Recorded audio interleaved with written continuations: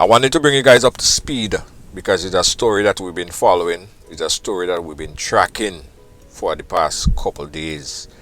Because this is trending. This is trending. And every day there is a new update.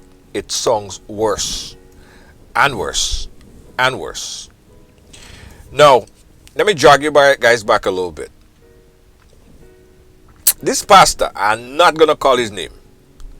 I don't want to be responsible for sending anybody his way, and I don't want to give him more traction or popularity or fame. So I'm not going to call his name. I'll call him that guy or that pastor or that fella. Or oftentimes I might call him a Satan worshipper, right? But anyway, that satanic creature on earth had an intention to sacrifice 144 of his parishioners, people who support him and their children.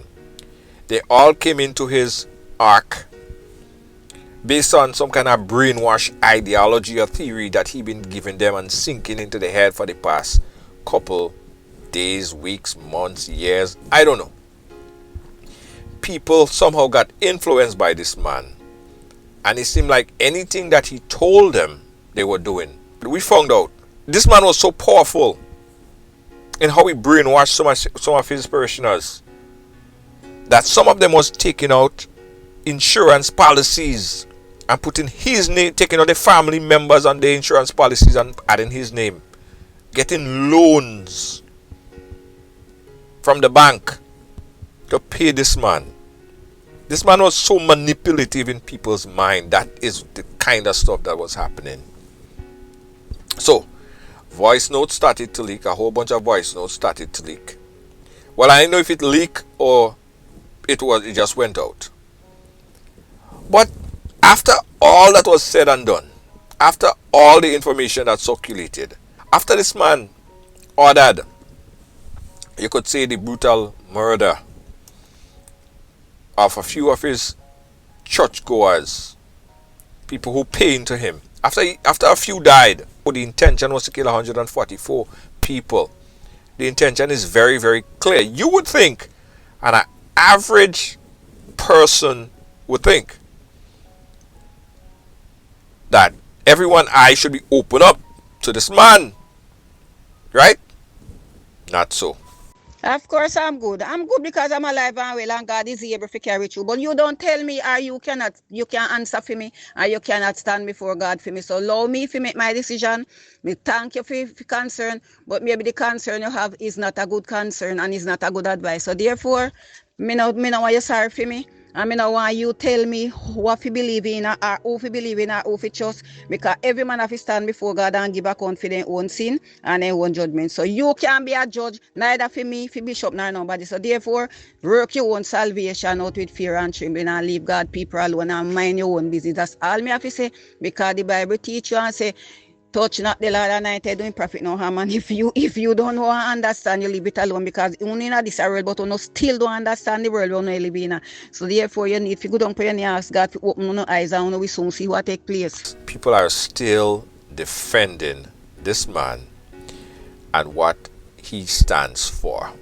You would think that after people died, after information circulated that this man was manipulating people, wanted to sacrifice 144 people, men, women, and children. People died.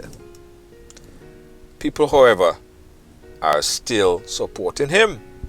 So I want to play this voice note. I want you guys to comment on what you think about this. Miss Reed, me and your friend, but you can't tell me what to do with my life and how to live my life. And I said, so Jesus, when you had 12 disciples, then betray him and then turn them back on him. You can't tell me to turn my back on my bishop, because him same one when deliver you from your bleeding, where you when come out there with the bleed like a cow and you they go to church too much here and he never deliver. And him deliver you, so you can't say that. So you can't tell me what to do with my life and who me to believe in, because you don't know what take place. Sorry.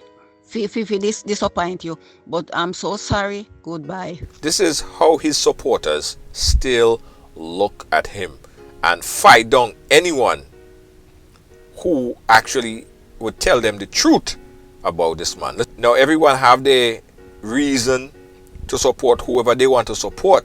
You can't tell people who to support, who to follow, who to love. But I want some of the followers to just be rational and listen and watch some of the facts that emerge in this case. Yeah, the facts. We were very concerned that some form of ritualized killing was going to take place here. And so we did an entry last night. We found that there were a couple of people who had been injured by other members of the church, and we secured the premises, held the people. I think there were about some 14 children, was it? 14 children there, and we have 31 women now, so we see that as a rescue of these children. Now the other funny thing about this is the trail, right? The trail of support that this man have, from politician to athletes to musician, everybody. Right now everybody trying to detach themselves from affiliation with this man. Everybody pushing back themselves because they realize now that the story busts. So everybody who have pictures, who have seen hugging and kissing this man, they're saying, no, it's not really so. I ain't gonna judge them. I don't know the relationship between them and the pastor. But it's funny that a lot of people now are Xing out themselves from any kind of affiliation with this man. I'm pretty sure that a lot of people knew what this man was all about. I don't think that this just happened out of the blues just so. I have a feeling, a strong feeling, and you could correct me if I'm wrong. Comment, I want to hear what you have to say. That a lot of people knew what this man was up to for a very long time. But they didn't want to bust it. They ignored, or they was benefiting from affiliating themselves with this man. Had to be. A lot of people was benefiting in one way or another from this man. I'm listening to everyone who detaching themselves from affiliation, right? And I'm not hearing a lot of the churches coming out and speaking out against this man. And it's like the silence is deafening. I don't know. So why aren't more churches coming out and speaking out? You guys can make up all your own assumption as to why that is not the case. Whether you love him, you support him, you care about him, you are part of the church, you came there and you're his biggest fan. The truth and the fact of the matter is, the 144 people that came out and entered into this ark, I don't know what they expected to have happened, but you were probably on the list to be slaughtered. You were on that list to be slaughtered. So unless you're okay with that, unless you are fine with that, unless you know that this was the plan for you and your children, then fine, go ahead and support that. But nothing about what he has done, nothing about what he is doing, speak anything about God or godly. This is my observation.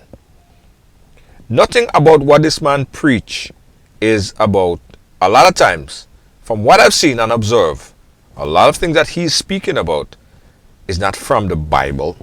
It's hard from when you brainwash to really start to think straight. And I hope sooner than later, people would actually get to see this man for what he really is. And more churches would come out and speak out. But I don't think that that's the end of it. I think by the time the investigation starts to go forward, a lot more people name is going to be revealed, a lot more information will come out, and we will understand the story even more than we understand it right now. My assurance to you is I will keep you up to date with honest and precise information as best as I possibly can and bring it to you on this channel. Like and share, and also subscribe and hit that notification bell.